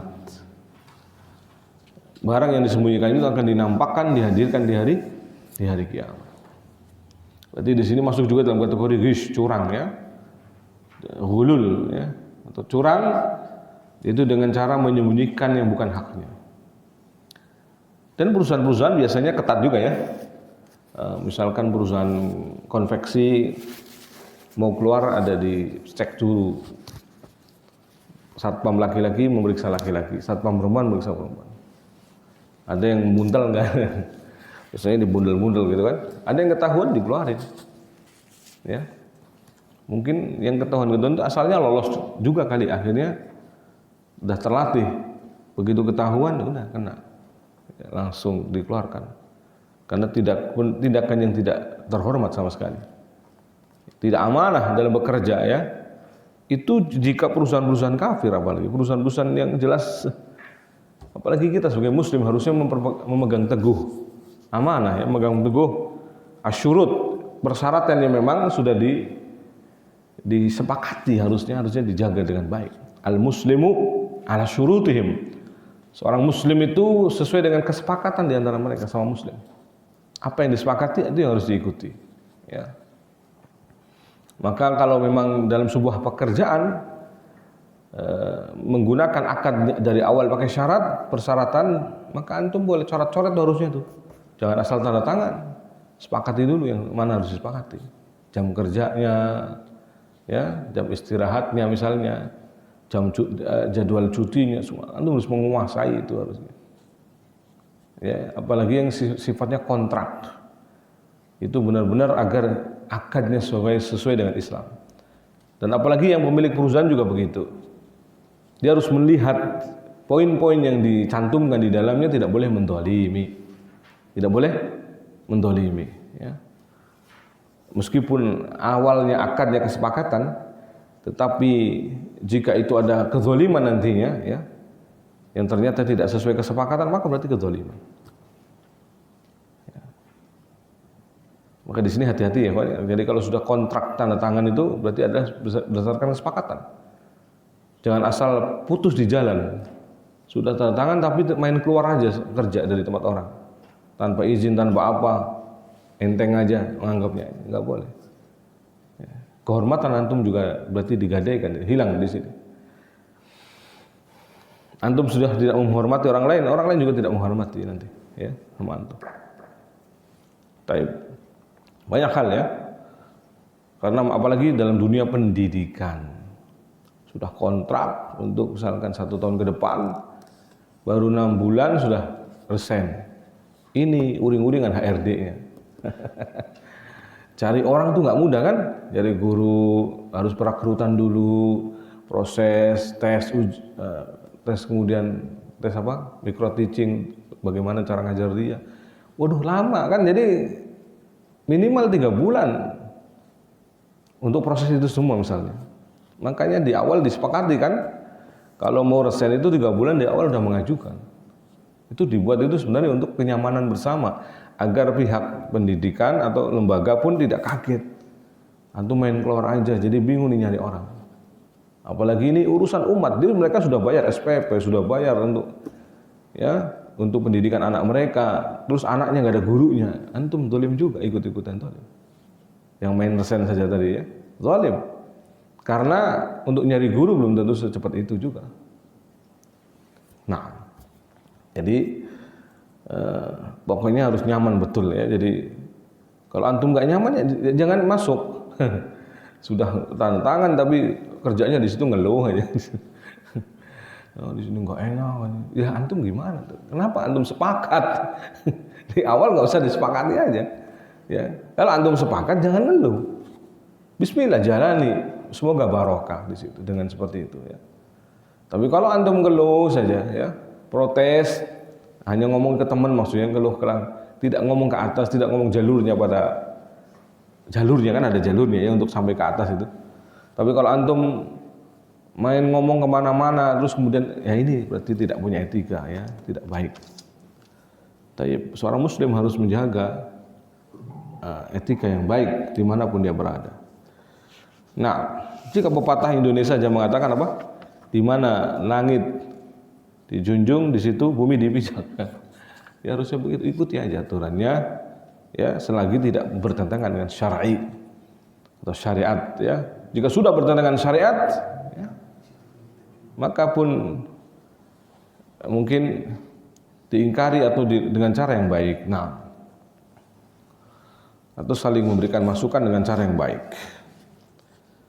Tapi bentuk kezaliman atau bentuk memakan harta orang lain dengan cara yang lain yang tidak hak pula adalah seperti di sini contohkan ya, mengambil dengan cara zalim ya. Contoh lain adalah Nabi bersabda inna syamlah allati ghallaha la tasta'illu 'alaiha nara. Sesungguhnya jubah yang dahulu diambilnya secara zalim ya, diumpetin di dalam pembagian ya. Maka berarti benar-benar akan mengobarkan api neraka untuknya atau membakarnya. Faqama rajulun faja'a bisyirakin kana akhadahu lam tusibhul maqasim. Maka berdirilah seorang dan membawa seutas tali sendal yang pernah ia ambil sebelum dibagi rata di antara para mujahidin. Ini hadis ini sebenarnya berkaitan dengan bab sebelumnya. Bagian harta rampasan perang ya. Ya. Nah, faqala syirakun min nar, maka Nabi kemudian mengatakan ini seutas tali sendal dari api neraka. Syirakun min nar ya. Ini seutas tali sendal dari api neraka. Jika hulul ya, ngumpetin istilahnya ya. Berkhianat dengan cara menyembunyikan yang sebelum dibagi saja, masalahnya begini nih. Bagaimana dengan cara ghosab yang terang-terangan atau merampas, membegal, kejahatan yang lebih jahat dari ini, atau tadi mengambil sendal orang lain. Hati-hati ya. Apa Nabi mengatakan seutas tali sendal dari api neraka. Kok ya contohnya mirip gitu ya. Nah kebanyakan kasus sendalnya yang hilang soalnya. Sebenarnya berawal dari sepele itu. Kadang orang cuma pinjam, pengen pindah ke sana, cuma nggak izin dia. Untuk ke sana dia harus pinjam. Cuman ketika balik lagi lupa naruhnya, nggak pada tempat yang sama, sehingga sudah nggak izin naruh di tempat yang tidak sama, yang punya kebingungan nyarinya. Ya, dianggapnya hilang, padahal mungkin pindah tempat. Atau pindah tempat ke rak orang lain. Kalau ini dicuri jelas. Biasanya kejadian-kejadian seperti ini adanya di mana? Justru di pesantren. Ya. Makanya sudah saya wanti-wanti ke anak-anak saya itu. Kalau mau musim liburan, yang keren-keren gak usah dinampakkan. Jadi bikin orang yang mungkin hatinya kotor, akhirnya pengen lalu dimilikinya. Sendalnya diambil, dibawa pulang untuk mudik. Padahal itu sendal orang lain. Ya. Biasanya terjadi. Jadi tidak semua, tetapi hati-hati. Ya. Nah,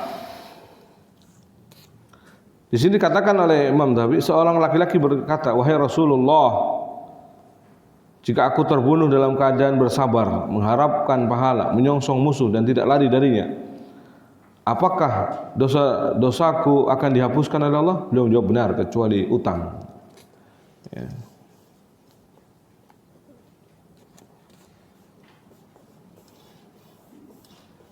Maka hutang, ya seberapapun jumlahnya harus dibayarkan. Matlul ghani zulmun. Dia menunda-nunda membayar hutang bagi orang yang memang aslinya mampu untuk membayarnya, ini adalah kezaliman.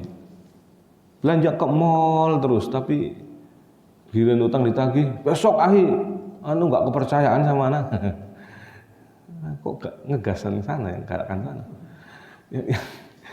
Yang minjam siapa ya kan, yang punya utang siapa kok malah galakan yang utang. Biasanya begitu. Manhaj afwan akhi ini dijauhi ya. Apalagi sudah afwan akhi itu dijauhi. Jangan sampai ini menjadi bualan obrolan yang murah ya. Hanya afwan akhi belum sanggup, afwan akhi. Memang sebaiknya di awal diselesaikan dengan kekeluargaan, betul. Sebelum mengarah ke hukum atau tindakan-tindakan yang lain adalah dengan kekeluargaan, tetapi bukan bermudah-mudahan ya. Mundur sedikit dari 5 ke 10 wajar masih, tapi kalau 1 bulan, 3 bulan, 10 bulan ini ya kasihan ya. Padahal mampu misalkan, dahulukanlah hutang, insya Allah Allah mampukan, insya Allah Allah ganti rezeki yang lain, Allah tutup kebutuhan-kebutuhan yang lain ya. Jadi jangan tawakalnya ke duit, seolah-olah duitnya cuma segini, gimana kalau saya bayar utang nanti saya nggak punya. Nah, itu tawakalnya ke duit. Tawakalnya ke Allah, kan sudah diingatkan berkali-kali. Tawakalnya ke Allah. Antum ikhtiar, pasrahkan ke Allah, tawakal, Allah ganti, Allah beri. Tapi kalau tawakal duitnya cuma segini, kalau dibayarkan nggak ada lagi. Belum tentu. Itu kan matematika antum. Ya, bukan matematika rezeki Allah Subhanahu wa taala, ya. Nah, kalau Allah ganti gerakan orang lain, bukan malah meminjemin tapi ngasih antum, kan bisa jadi lebih bagus lagi. Udah akhir tutup semua utang antum, ini juga buat antum modal, masya Allah. Bukan hanya apa istilahnya, Allah ganti dengan jumlah yang sedikit, ganti yang lebih banyak. Sangat mungkin ya. Nah, dan hukuman bagi mereka semua ini adalah neraka, ancaman bagi orang-orang yang zalim, makan harta orang lain tanpa hak, ini adalah neraka ya. Makanya dalam hadis Nabi SAW disebutkan di sini oleh Imam Al-Zahabi ya, Rasul SAW atau Nabi SAW bersabda, inna rijalan yatakhawwaduna fi malillah bi ghairi haq. Lihat lafadznya aja fi malillah loh ya. Karena memang harta itu hakikatnya milik Allah. Sesungguhnya orang-orang yang merampas harta milik Allah dengan cara yang tidak benar, jadi harta yang ada pada orang lain itu harta milik Allah juga, harus dijaga ya. Bukan diambilnya dengan cara batil, sembarangan, seenaknya sendiri ya, merampas, mencuri, harus menyuap. atau dan lain sebagainya ya. Inna rijalan yatakhawaduna fi malillah bighairi haqq falahumun nar yaumal qiyamah. Sesungguhnya orang yang merampas harta milik Allah dengan cara yang tidak benar, maka di hari kiamat kelak mereka akan masuk neraka. Hadis riwayat Bukhari ya. Nah, demikian juga hadis yang lainnya dari hadis Jabir, la yadkhulul jannah lahmun nabata min suhtin an-naru aula bih. Tidak akan masuk surga daging yang tumbuh dari makanan yang haram, karena neraka lah yang lebih tepat untuknya ya. Neraka lah yang lebih tepat untuknya. Hadis riwayat Bukhari dan Muslim.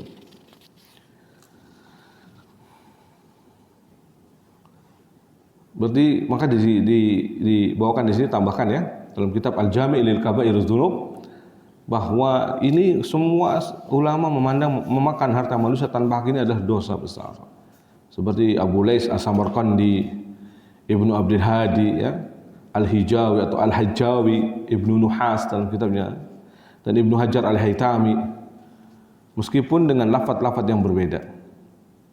Tapi semuanya mengingkari dan mengkategorikan bahwa semua ini adalah dosa besar yang diancam dengan neraka ya. Hadis-hadis yang lain yang menguatkan ancaman neraka ini diantaranya hadis Ummu Salamah ya. Dari Nabi SAW, innama ana bashar, kata Nabi, aku hanyalah seorang manusia, wa innakum takhtasimuna ilayya, dan bisa saja kalian akan mengadukan kepadaku. Jadi aku jadi hakim posisinya, kalian berselisih mengadu kepadaku. Wala ala ba'dukum an yakuna alhan bihujjati min ba'd. Dan bisa jadi orang ada yang lebih pandai bersilat lidah, pandai dalam mengemas kata, pandai dalam menyebutkan alibi, alasan, berhujjah, lalu kemudian aku memenangkan dia. Karena dia bisa memaparkan alasannya lebih kuat, padahal dia salah, lalu dia menang. Nabi pun memenangkan dia, karena Nabi melihat hukum secara zahir, tidak tahu batinnya seseorang. Ya, fa'aqdi lahu ala nahwi ma asma. Maka aku pun menghukum, memutuskan sesuai apa yang aku dengar. Ya, faman qadaitu. Tapi apa kata Nabi? Nabi mengancam ya. Faman qadaitu lahu min haqqi akhihi syai'an. Barang siapa yang aku putuskan dengan itu dia mengambil hak saudaranya sebenarnya. Tanpa aku mengetahuinya, karena Nabi manusia ya, tidak diberitahu oleh Allah, ya tidak tahu perkara gaib. Jadi perkara gaib yang tidak Allah berikan, ya diberitahukan, ya tidak akan tahu. Di sini contohnya maka Nabi mengatakan faman qadaitu lahu min haqqi akhihi syai'an fala ya'khudhu. Barang siapa yang aku putuskan bagi dia yang mengambil hak orang lain, seharusnya dia tidak boleh mengambilnya. Fa inna ma aqta'u lahu qit'atan minan nar. Karena sesungguhnya ya, jika dia berani mengambilnya berarti hakikatnya dia adalah mengambil potongan dari neraka. Karena aku putuskan ini adalah potongan dari neraka. Dan Nabi tidak akan disalahkan dalam bab ini, karena Nabi menghukumi zahir. Siapa yang datang kepada Nabi mengeluhkan dua orang berantem, kemudian yang satu pintar-pintar hujah, kemudian dimenangkan Nabi, tapi ingat itu adalah potongan neraka. Ini juga masuk dalam zaliman ya. Hadis ini berkaitan dengan kezaliman juga.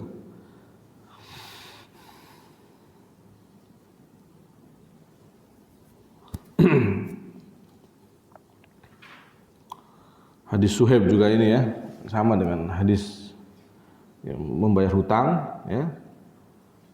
Dan ini semua termasuk dalam bab ini ya. Aklu amwalin nasi bil batil. Menutup mungkin di sini perkataan Abdul Wahid bin Ziyad berkata dari Aslam Al-Kufi, dari Murrah Al-Hamzani, dari Zaid bin Arqam, dari Abu Bakar, dari Nabi SAW. Hadis yang serupa dengan di atas ya, tidak akan masuk surga tubuh atau seseorang yang selalu diberi makan dari barang haram.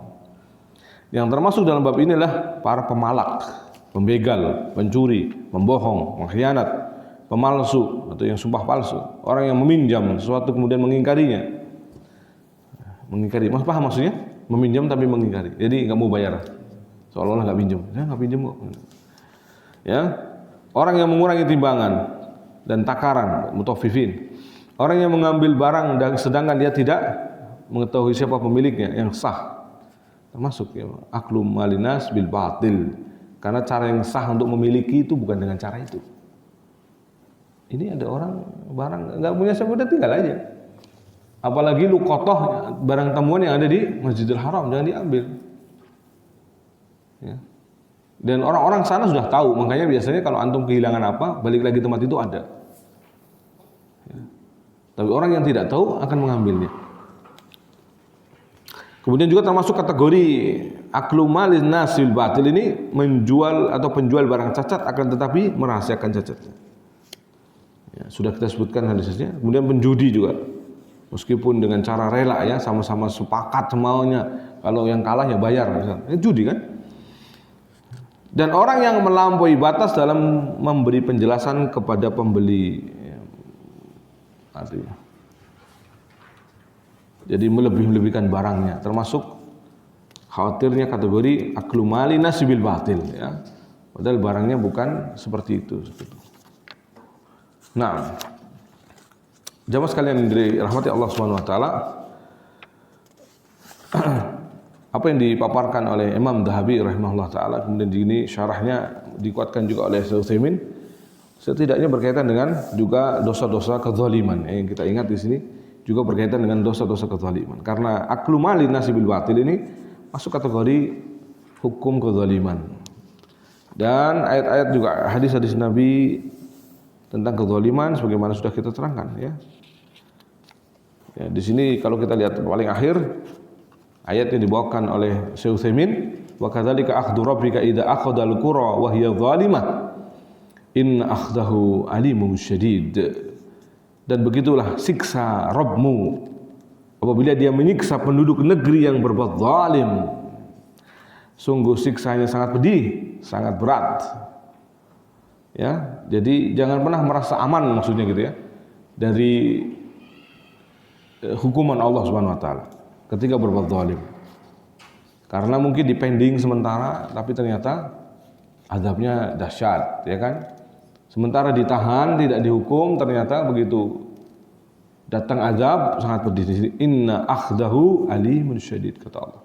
Sesungguhnya hukuman Allah itu, siksaannya itu sangat pedih dan sangat berat.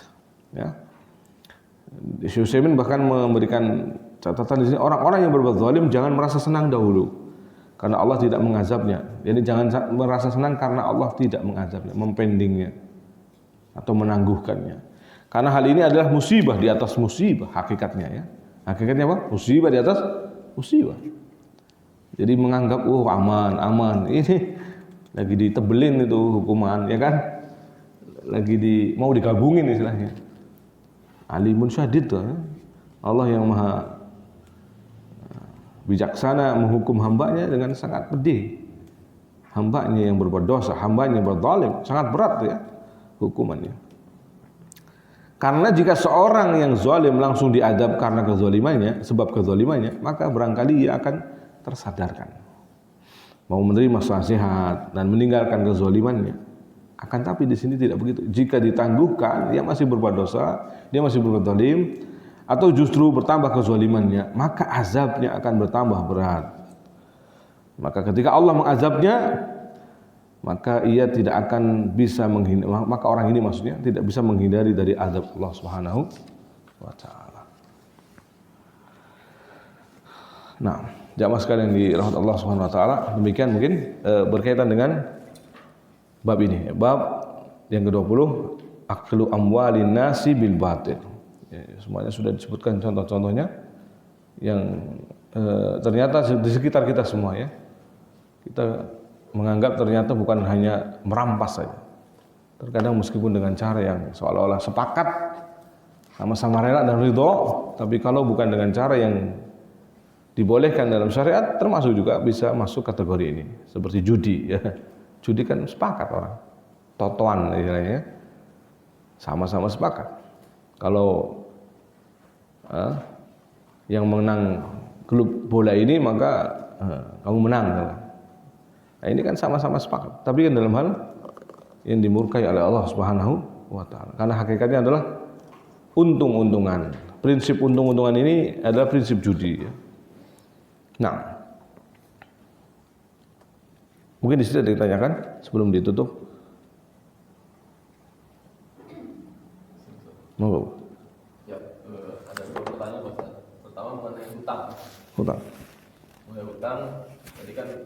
hutang termasuk dosa yang tidak ada jadi yang terhapus di akhirat. Nah pertanyaannya gini, yang berhutang. ada seseorang yang dia berhutang dengan seseorang, kemudian dia meninggalkan hutang ini, dan dia tidak berniat untuk, bukan berarti tidak mampu untuk memang tidak mampu untuk membayar, bisa jadi karena memang tidak mempunyai harta, atau bisa jadi karena yang dihutanginya udah nggak ada atau nggak memungkinkan dia untuk bayar gitu. Nah ketika ini terus yang si punya utang nih ikhlas gitu, misalkan ya udahlah orangnya udah nggak tahu kemana, atau mungkin dia memang nggak mampu meninggal, terus kita ikhlaskan saja lah gitu. Nah itu utang itu gimana tuh bahasa dari akhirat? Kalau berarti permasalahannya bukan pada, kalau ini permasalahannya bukan pada pemilik utang ya, yang menghutangi. Yang menghutanginya ikhlas nih, gitu kan, ya sudahlah, ikhlas. Nah ini utangnya gimana tuh Pak? Kalau sudah diikhlaskan berarti sudah aman, maksudnya sudah diampuni, sudah tidak ditangguhkan lagi berarti dia. Yang tadinya ditangguhkan urusannya sama Allah SWT tidak ditangguhkan. Karena antum sudah mengikhlaskannya. Itu salah satu penghapusan hutang adalah dengan cara dimaafkan kan? Artinya kita sudah menghapus. Dan orang yang diganjari pahala, orang yang menghapus utang itu diganjari pahala ya. Karena berarti ini sedekah yang dia lakukan. Sedekah bahkan dalam 2 kali sedekah mungkin bisa jadi. Bukan hanya sedekah saja tapi berlipat pahalanya ya. Karena ketika orang berhutang biasanya dalam urusan yang mendesak, urusan yang sangat membutuhkan, dan ini membayarnya pun mungkin belum sanggup membayarnya, ya, maka baginya pahala ya. Nah, yang pertanyaan keduanya belum. Yang pertanyaan masalah utang juga dan masalah, tapi ini zolim loh Ustaz. Dia memang tidak berniat untuk membayar gitu ya. Atau misalkan sama dengan dia mencuri gitu ya, sama juga dia mencuri. Terus yang dicurinya atau yang dizoliminya dia ikhlas juga gitu. Nah ini gimana terhadap si dirinya nih? Dia meninggal gitu, tapi memang dia mungkin tidak berniat bayar gitu ya. Dan kita kan tidak tahu dia apakah berniat bayar atau tidak berniat bayar, tapi kita ikhlaskan juga gitu misalnya. Nah ini gimana tuh masalah utang itu Mas? Berarti wallahu alam. Kan antum juga nggak tahu berniat bayar atau tidak ya. Berarti di sini tetap kita berpraik sangka ya, tidak boleh berburuk sangka apakah dia berniat bayar atau tidak. Bisa jadi memang ada banyak banyak urusan, banyak kondisi, banyak hal ya menjadikan seorang mungkin seakan kesannya tidak mau bayar, padahal mungkin pengen bayar teman, memang belum mampu. Atau mungkin belum paham seperti yang kita pahami. Soalnya kadang orang memang begitu. Harusnya mendahulukan hutang, pokoknya ditutup, tapi dia mungkin cara pandangnya paham keliru. Skala prioritasnya beda dengan kita. Dia itu mungkin yang penting hidupnya agak nyaman, tapi utangnya nanti dulu sambil jalan, tapi dia lupa bahwa seperti ini adalah kezaliman. Dia tidak tahu. Jika kemudian yang memberi hutang, andaikan pun tadi terjadi ya, andaikan tadi benar-benar karena niatnya tidak membayar, kemudian sampai pada ujungnya pemiliknya mengikhlaskan. Nah ini mengikhlaskan bagaimana? Allah yang Maha tahu ya. Akan istilahnya dibongkar atau jadi tergantung betul-betul yang menghutangi tadi. Kalau memang dia ikhlaskan benar-benar sudah tidak lagi diperungkit, tidak dimasalahkan karena dia suka dengan saudara yang tidak mau ada, itu seharusnya begitu memang. Tidak mau nanti tidak suka dengan saudaranya disiksa. Kan harusnya prinsipnya begitu seorang muslim ya. Jangan sampai justru ente hati-hati. Justru senang kalau saudaranya itu masuk neraka gitu. Satu ada yang bakalan nih dihukum di neraka. Senang banget malah ngumpulin orang-orang yang sengaja digitukan. Tentu kita tidak begitu ya. Seharusnya seorang muslim itu adalah lebih mendahulukan untuk memaafkan, memberikan kelonggaran. Nah, itu yang dilakukan sudah benar. Jika memang iya maka insya Allah beban dia pun di akhirat apa? Dihapuskan. Yang tadi yang dari hutang tadi. Yang tangguh dari hutangnya itu dihilangkan. Wallahu a'lam bishawab. Jadi yang mencurinya tadi maksudnya tadi yang utang zolim nih, sama kan kayak orang yang mencuri nih. Mencuri. Nah yang mencuri ini gimana ya Ustaz? Kalau misalnya yang mencurinya tuh ikhlas gitu. Misalkan gitu. Oh kita di bis misalkan dompet kita dicopet orang gitu, misalkan mudah-mudahan lah dia mungkin ada keperluan, kita ikhlasin aja gitu. Nah untuk yang mencurinya gimana tuh Ustaz? Kalau yang untuk yang dicurinya kan insya Allah dapat pahala, dia sedekah gitu ya. Nah yang mencurinya gimana tuh maksudnya? Ini udah ikhlas gitu. Ya, tetap dia harusnya di apa? Punya kewajiban ini. Dia punya masalah hak adami di sini, yaitu mencuri ya. Dan kalau ketahuan penguasa istilahnya sampai di sidang, memang dimaafkan, berarti dilepas, tidak sampai dihukum ya. Tapi kalau sir seperti ini, antum juga sudah yang merasa dicuri juga sudah memaafkan, maka semoga dia juga ya, tidak bermasalah di hadapan Allah Subhanahu wa taala. Kita tidak tahu, tetapi mungkin dia akan dihukum karena niatnya, mungkin karena yang lainnya, tetapi sebab mencurinya sudah tidak dia mengambil hartanya antum ini sudah tidak dimasalahkan karena yang antumnya sendiri sudah memaafkannya. Cuman mungkin persoalan lain kan, mungkin dari masalah niatnya, persoalan perbuatan dia dengan caranya dan seterusnya, mungkin dihukum dengan sebab itu. Wallahu a'lam bishawab. Nah, tadi ibu ada yang mau nanya? Monggo Bu. Ini soal perdagangan Pak. Kita berapa persen harus mengambil untung dari dagang itu? Nah, dalam bab dagang sebenarnya mengambil keuntungan ini tidak ada batasannya ya, tidak ada batasannya. Tapi mungkin jika ada aturan dari penguasa, malah ini baru, berarti aturan itu harus diikuti. Tapi selama tidak ada aturan itu yang meregulasi, membuat dan semuanya, maka sah-sah saja. Sah-sah. 100%, 300%, nggak masalah. Namun kalau jadi dilihat dulu juga, pedagang juga harus pedagang. Kalau tambah menyusahkan umat barang ketika ini berarti zalim jelas. Jadi ketika barang lagi dibutuhkan kemudian dinaikkan, beda lagi persoalannya ini. Sama-sama menaikkan tapi beda persoalan. Persoalan di awal ambil untung sah-sah saja. Nah, tapi kalau saat kondisi barang lagi dibutuhkan, kemudian barang langka, malah dinaikkan, ini zalim juga namanya. Nah, jadi bukan berarti kaidah awal itu berlaku di poin kedua ini, tidak bisa. Ya, sah-sah sajanya tadi itu maksudnya jika dalam hal yang apa istilahnya kondisi datar, standar normal, tidak ada apa-apa, tidak ada masalah, tidak muskilah. Persaingan dengan toko-toko lain juga nggak masalah. Ya. Tapi kalau lagi barang justru lagi mendesak, dibutuhkan, nggak ada, ini nggak boleh memainkan seperti itu. Itu zalim pada orang lain. Ya, karena bisa jadi yang membutuhkan itu malah fuqara'nya, orang-orang miskin, orang-orang lemahnya. Nah ini kita malah mendolimi mereka. Ya. Dan barang lagi dibutuhkan di tengah mana-mana, malah harusnya kita malah banyak bersedekah. Kita prinsipnya kapitalis soalnya.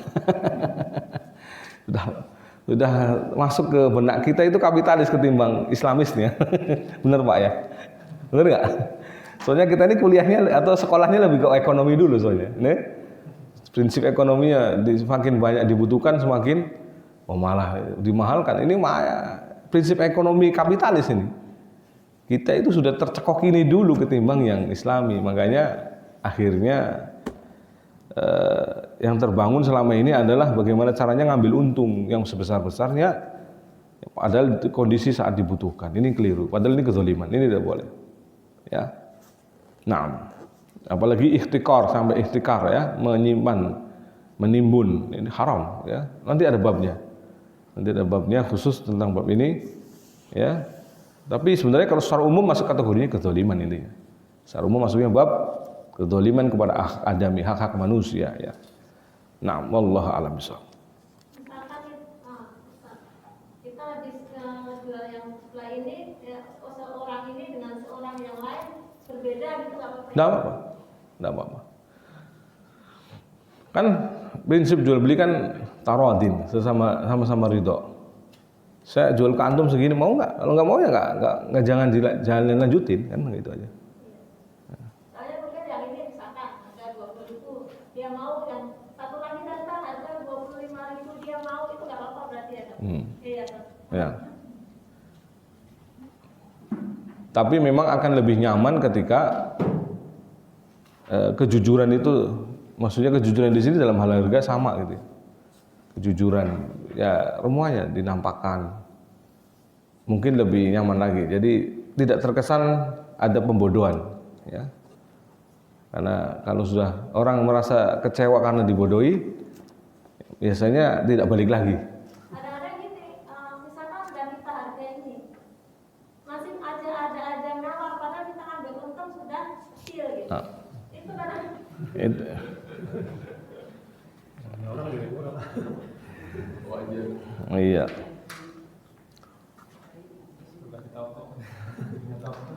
Makanya dengan kita tidak mengada-ngada, artinya tetap jujur ya, apa adanya, insya Allah lah lebih berkah. Meskipun dia tidak jadi beli, mungkin nanti ada yang jadi beli lagi yang lain. Lebih aman daripada ada menutupi aib atau apa yang lainnya yang dilarang dalam syariat, ya, itu lebih tidak mengandungkan berkah. kasih Ustaz. Nah, saya kira cukup. Masyaallah ikhwah jamaah sekalian dirahmati Allah Subhanahu wa taala.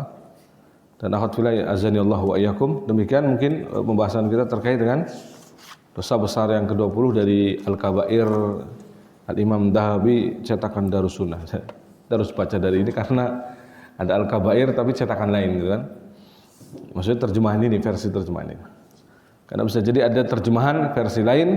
Nah, ini aja saya beda. Ini beda. Ini Al-Kabair ya, Arabnya cetakan apa ini? Darul Alamiyah. Tapi aklu haram itu adalah bab justru ke-28. Jadi nggak nyambung. Makanya saya bacakan, maksudnya ini bab 20 dari kitab yang versi ini. Ya. Nah, demikian wasallallahu ala nabiyina Muhammad wa alihi wa sahbihi ajmain. Subhanakallahumma bihamdik asyhadu an la ilaha illa anta astaghfiruka wa atubu ilaik. Wassalamualaikum warahmatullahi wabarakatuh.